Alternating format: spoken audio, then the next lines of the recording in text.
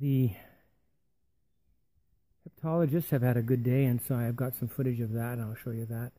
We're going to end up going to a local Catholic church for the evening service, and we're going to get cleaned up and do that, and I don't think I'll bring my camera along for that, although you never know. It's been a kind of a quiet day. We are mucking around with some solar panels, trying to improve the collection capacity of Rob's system, and we discovered that one of his charge controllers fried a circuit board, and that's why it wasn't working properly. Of course, we only came to that conclusion after we exhausted every other possibility and pulled it apart and realized that the board itself had actually fried. So it was fun at least to figure that out. We'll go out and get a new one and hopefully get all 8 solar panels working so that there's enough juice to handle the demand of extra guests on Monday. Tomorrow there's going to be a bunch of guests here. And so whenever that happens, electricity demand goes way up, of course. Anyway, it's been a good day. I hope you enjoy the footage.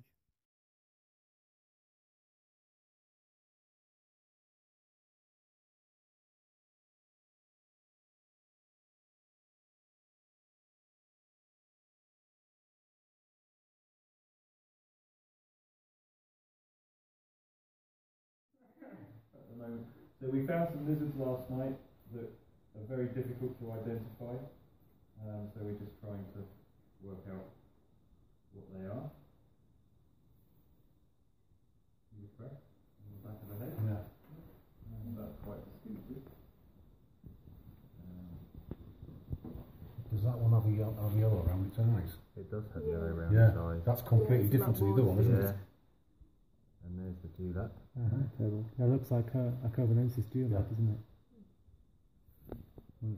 So I'm with Rob Cahill, and he is going to explain how the water is purified in the cloud forest. All right, so this is a water filter. This is what we use to purify our water that comes from the spring. Basically, I get the water from the spring, and I pour it into kind of like a flower pot. It's a clay pot, and that's suspended in this clay jar or vessel, and I pour that into here like this, right?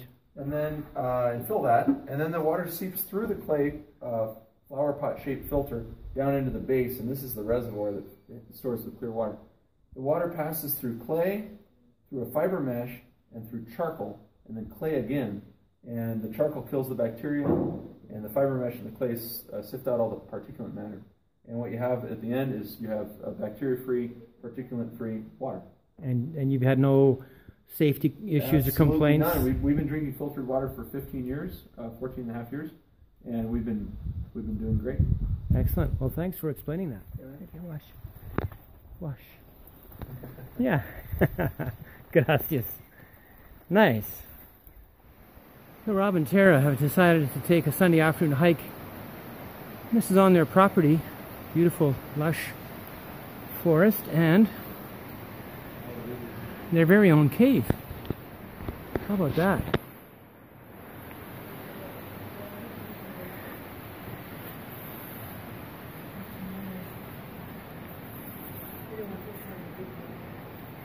So how far back can you go? Well, this cave is the exit of a big river. And, well, the river we just saw comes in the mountain way up 800 meters up the canyon. Right. And it comes out of the mountain right here. And so this cave is one cave, but there's 2 entrances, uphill and the downhill entrance. Nice. Yeah. Looks very... Those are stalactites or stalagmites? Stalactites up top. And I'm sitting on a stalagmite. They might grow up to the ceiling someday. And the stalactites have to hold on tight. Beautiful.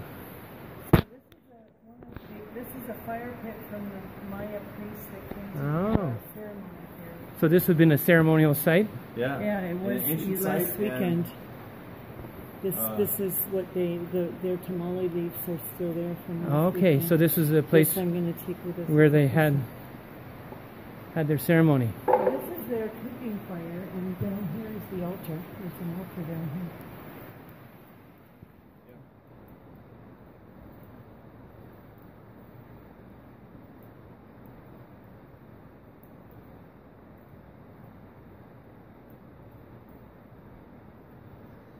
It's big.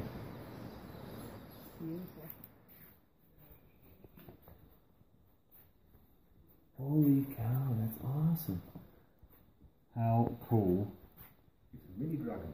is that? I'm going to get a better shot. So, is this a rare find? I don't know whether you could call it a rare find, but it's a first find for this area. Say more about it, he's videotaping. Yeah. So this is called a helmeted basilisk or helmeted iguana. It's a relative of the green iguanas, distantly. They have these kind of casques on the back of the head, and there's 3 species in the genus. This is the only one that occurs at high elevations, so it occurs from, I think, 300-400 meters all the way up to 2,500 meters. And it's pretty much restricted to the highland strip through Guatemala and just into Chiapas in Mexico. The other 2 species are much more lowland Very nice. species. So this is Corytophanes percarinatus. Thank you.